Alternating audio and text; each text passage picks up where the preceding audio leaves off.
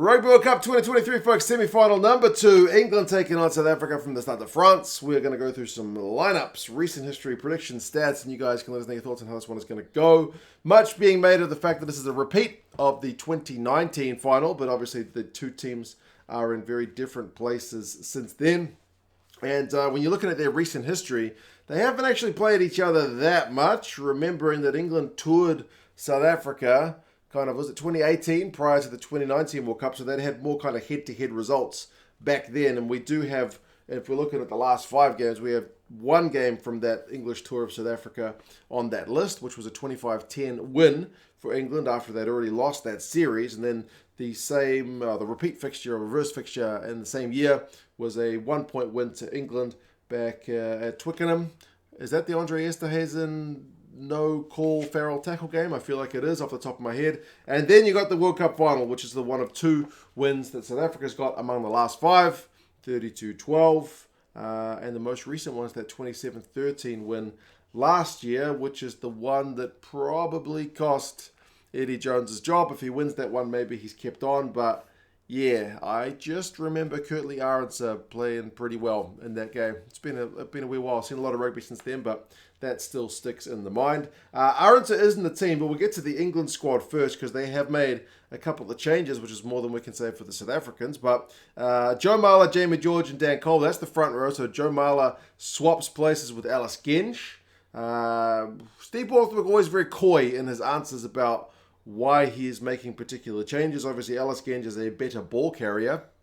He loves striking into the contact. But Joe Marler, I'm assuming, is going to be there for a scrummaging, if that's what we can read between the lines. Jamie George and Dan Kolbe continue on. Dan Kolbe will want to kind of avenge some of those demons from that World Cup final last time when essentially Sinckler went off really early and then Dan Kolbe got punished a wee bit at scrum time. Maro, Itoje, George Martin, the second row. So George Martin and Ollie Chessum swap places. Ollie Chessum is one of the top tacklers of this English side, so he'll be looking to bring some energy from the bench. Maro will need to be disruptive at the breakdown, but it's not just him because they got Courtney Laws, Tom Curry as well. Both those guys are absolute dominant tackling machines and love getting in over the breakdown as well. You feel like it's going to be a key area in many of the games in this World Cup. It has been a key area, you would say. And then Ben Earl, I still think he's the star of this English pack for this World Cup campaign. Top tackler, top carrier. He's had 5 clean breaks, which is more than any other English forward. Like, he's just been having a blast. So may that continue from an English perspective. Alex Mitchell and Owen Farrell, 9-10, which means George Ford still remains on the bench. I do think also Alex Mitchell has been one of the kind of bright sparks of this English campaign. Remembering that he wasn't even supposed to be there. He wasn't even picked in the initial squad, but with the injury to Van Portfleet, he was kind of pushed up the pecking order, but he's certainly lively there at number 9. Tuilagi and Marchant, 12 and 13. I think they worked pretty well last week. The big directness of Tuilagi with Marchant with the footwork, able to connect with the backs, the rest of the backs, the outside backs. And then Jonny May on one wing, Elliot Daly on the other, with Freddie Steward coming in at 15. Freddie Steward, I feel like he was always going to be in this team somewhere, but the fact that Marcus Smith didn't recover in time from the return to play protocols from his head knock against Fiji. Boy, was he battered and bruised in that 30 points to 24 win. I feel like Steward was always going to be there as that kind of diffuser of high balls based on what we saw from South Africa last week. Theo, Dan, Ellis, Genge, Kyle Sinckler, front row replacements. Whether Theo Dan gets any minutes still remains a question. Billy V is also there. He'll need to, I think he got like 6 or something minutes from the bench in the last game. Wasn't able to make that kind of impact that you would expect, but he needs maybe a few more minutes than that. Danny Kerr, George Ford, Ollie Lawrence round out the rest of the team. Borthwick singled out George Martin as being a real team man for what he brings to the side, which is, as I say, a little bit coy, but he was a little bit more direct on South Africa with contestable kicks, speed on the wings, and having a powerful pack. So, he talked more about the South African style than his own team style, which is an interesting one. The other individuals, other than Ben Earl with his carries and whatnot, Jamie George is one of England's top tacklers alongside Ben Earl, and Freddie Steward has had quite a few carries from the back. You do feel like without Smith, there's a little bit of that kind of lacking in the playmaking. Like, Smith's one of the top offloaders, and I feel sorry for Henry Arendse because his chances have been very limited when he seems seems genuinely like a proper X-Factor attacking weapon, but they've got the experience of Jonny there to kind of make up for that. Now, South Africa has kept things exactly the same as last week. Jacques Nienaber kind of talked about the fact that in this World Cup cycle, they've been rotating players. They've never really kept the team, 23 unchanged players. Well, they've done it this time. They're looking to build on that cohesion and, just get things clicking, basically. So it's kits off Mbonambi and Malherbe in the front row. It'll be interesting to see how many minutes Mbonambi plays because, remember, Deon Fourie can come on as a loose forward or he can come on as kind of hooker replacement. Kits off and Malherbe will be looking to get dominance at scrum time. But, we'll see if Joe Marler is able to kind of hold back Big France. Eben Etzebeth and Franco Mostert, same second row. Been talking a lot about Franco Mostert's tackling. I think he is the top tackler of this South African side, but Theo Kolisi and Eben Etzebeth, even Bongi Mbonambi, not far behind. All these guys have been just chewing through the tackles. Kits off as well. These are the top tacklers for South Africa. Mostert, Kolisi, Etzebeth, Mbonambi, kits off. Like proper stalwarts for the South African side. And it's kind of no surprise they're all getting through the tackles. Speaking of Kolisi, he's there at 6. Pieter-Steph's at 7. And Dwayne Vermeulen is still preferred ahead of Visa at 8. They did talk about the fact that, Visa and Esterhuizen know these English players well. They could have played them, but basically have opted not to because the guys that played last week are still just playing really well. Jacques Nienaber was keen to talk about the fact that the guys who are playing are not lucky. They're doing it because they've earned it, basically. Kobus Ranak and Manu Libbok 9 and 10. There's been a lot of focus on the Manu Libbok goal kicking, but not so much in the last couple of weeks when he's been kicking them. So that's good news for him. I love to see that kind of pressure taken off. Damian Allende, Jesse Kriel, 12 and 13. Jesse Kriel, people are starting to love Jesse Kriel, and I can see why. He's having a bit of a career season. I've always been a little bit skeptical of that guy's move from the outside backs into the midfield, but nah, man, it seems to be coming right. He's the top tackler from South Africa in terms of the backs getting through some work, and he got through a heck of a lot of work last week.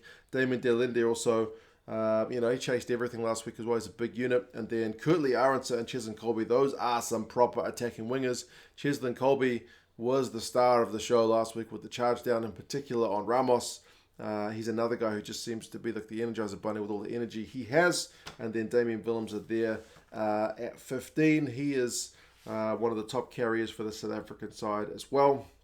Replacements, Deon Fourie, like I mentioned, versatile. Oxenche and Vincent Koch impressed from the scrummaging point of view when they come on last week. They'll be looking to do the same. Achia Snyman is your top offloading player South Africa, so when he comes on, he's certainly going to bring something different from the likes of a Mostert. Quokka Smith showed what kind of power he's got, even though he's not got the biggest frame. He is a proper tank of a man. And then Faf de Klerk, Andre Pollard, Willie Leroux round out the other back replacements. So, if you're looking for the most clean breaks in this South African side, guess who? Cheslin Kolbe, Courtney Arendse.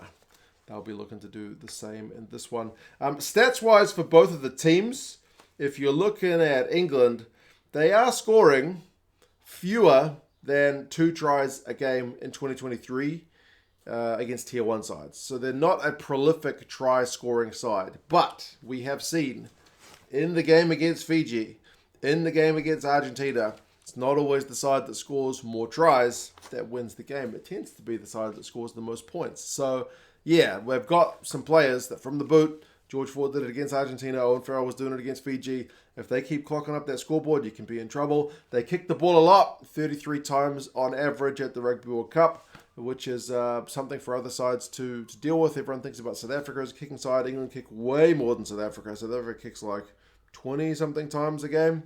So for England to be in the 30s, they certainly put a fair bit of boot to ball. But their attacking game has improved a lot compared to when Borthwick first took over at the start of the Six Nations. Like the run meters per carry, the directness of the carries and whatnot, getting over the advantage line has improved. But we did see last week against Fiji, they only got 3 clean breaks against what is a pretty good defensive Fijian side, which is not something we think of the stereotype with Fiji, but they conceded 8 clean breaks. For context though, South Africa against France were the same. Like they conceded more clean breaks than they generated, but for South Africa they still scored more tries than the French did. For South Africa, obviously their line speed last week was incredible. Their high ball game proved very difficult for the French to deal with. They did kick a little bit more last week than they used to. They kicked 27 times. Average across the year is 22, so still a lot less than England, like I mentioned. And interestingly, their run of like the third quarter being impressive is still one I feel like it's worth mentioning. Someone mentioned it in the comments after I mentioned it last week that South Africa scores a lot of points in the third quarter, so the start of the second half, and they concede very few. Could be the fact that they like to go to their bench early. So that was a little bit of kind of insight from the comments that, yeah, they like to change a lot of forwards at the start of that second half, which can mean a bit of extra oomph.